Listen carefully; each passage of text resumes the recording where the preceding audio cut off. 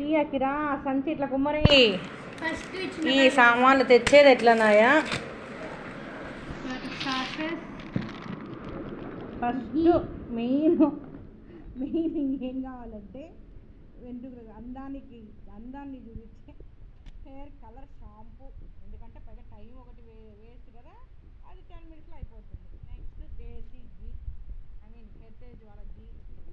ఇది వచ్చి హనీ అండి. బీవచ్చంగా ఫిక్స్ అయిపోయిన హనీ వాటర్ తాగాలని